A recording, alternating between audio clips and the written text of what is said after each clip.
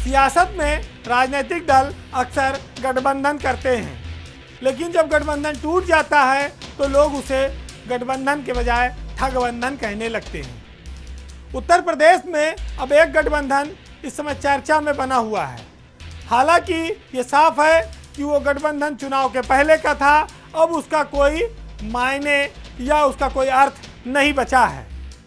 ओम प्रकाश राजभर और अखिलेश यादव का गठबंधन अब लगभग टूट चुका है। हालांकि दोनों ओर से कोई इस बात को स्वीकार नहीं करता है, लेकिन इस गठबंधन को लेकर अब सिर्फ नाटक चल रहा है, बचा कुछ नहीं है। गठबंधन आजमगढ़ लोकसभा चुनाव तक तो जिंदा था। वहां की हार के बाद समाजवादी पार्टी पर ओम प्रकाश राजभर लगातार हमलावर हो गए। हमलावर होने के पीछे विधान परिषद में उनके बेटे को न भेजने का भी एक कारण माना जा रहा है, लेकिन इस कारण में तब आग में घी और पड़ गई जब राष्ट्रपति पद के उम्मीदवार समाजवादी पार्टी से समर्थन प्राप्त यशवंत सिन्हा लखनऊ आए और ओम प्रकाश राजभर को मीटिंग में नहीं बुलाया गया।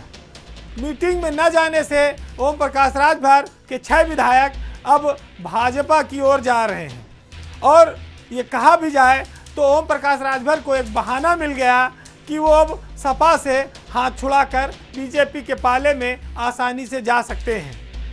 वैसे इस बात के भी संकेत मिले हैं कि अखिलेश यादव को इस बात का आभास हो गया था कि ओम प्रकाश राजभर की बीजेपी से नज़दीकियां बढ़ रही हैं और वो देर सबेर हाथ छुड़ाकर भाजपा के पाले में चले जाएंगे। उससे पहले ही अखिलेश यादव ने उनसे दूरी बना ली। ओम प्रकाश राजभर मुर्मू जो द्रौपदी मुर्मू हैं, राष्ट्रपति पद की प्रत्याशी हैं बीजेपी की, उनके डिनर में 5KD पर गए। वहाँ उन्होंने खाना पीना भी खाया। जब नमक खाया तो उसका हक भी अदा करेंगे। बीजेपी और राजभर के बीच नज़दीकियाँ इस कदर बढ़ चुकी हैं कि मामला देश के गृह मंत्री तक भी पहुँचा है। वहाँ भी उनकी मुलाकात हो चुकी है और सीधी बातचीत हो चुकी है। कुल मिलाकर राजभर की जो सियासत है वो ऐसे मोड़ पर खड़ी है। वो जो 2 नावों पर सवारी करते दिख रहे हैं, लेकिन वो चाहते हैं कि उनके दोनों हाथ में लड्डू रहे। अब जानकार इस बात को मानते हैं कि अंदर खाने राजभर बीजेपी की ओर पूरी तरह झुक चुके हैं। राष्ट्रपति चुनाव में बीजेपी का उम्मीदवार जीतेगा, राजभर उसे अपना वोट करके अपना योगदान जताना चाह रहे हैं। बीजेपी से राजभर की क्या डील हुई ये आने वाले वक्त में पता चलेगा, लेकिन उनका एक परमानेंट जो डिमांड है वो कायम है कि मेरे बेटे को MLC बनाया जाए। जिसे अखिलेश यादव नहीं पूरा कर सके उसे क्या बीजेपी पूरा करेगी ये आने वाले दिनों में पता लगेगा। लेकिन 2024 के चुनाव में भी ओम प्रकाश राजभर बीजेपी से लोकसभा की कुछ सीटें मांग सकते हैं।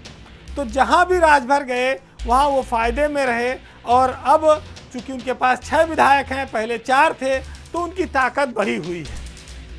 ओम प्रकाश राजभर और अखिलेश यादव के बीच अब संवाद नहीं बचा है।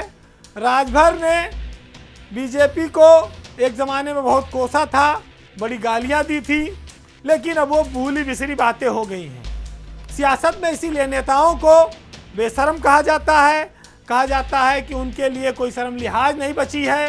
वो अपने फ़ायदे के लिए कभी भी किसी का साथ छोड़ सकते हैं, या यूँ कहें कि जिन्हें सत्ता का स्वाद चखना होता है वो कोई भी समझौता करने के लिए तैयार रहते हैं। ओम प्रकाश राजभर हालांकि सिद्धांतों की और वसूलों की बड़ी बात करते हैं, लेकिन ये बात अब सबके सामने है कि उत्तर प्रदेश में चाचा ओम प्रकाश राजभर और बहुत सारे लोग अखिलेश यादव को चुनाव पूर्व गठबंधन से अलग हो चुके हैं। तो पहले शिवपाल चाचा गए, अब पीले गमछे वाले चाचा भी लगभग अलग हैं। ये सियासत है, इसमें जब ताकत होती है, सत्ता होती है, तभी लोग जुड़ते हैं। अगर समाजवादी पार्टी सत्ता में नहीं आई, चुनाव वो हार गई, तो ऐसे में अब किसी के दोस्त को, किसी को अस्थाई दोस्त मानना ये भी एक भ्रम है।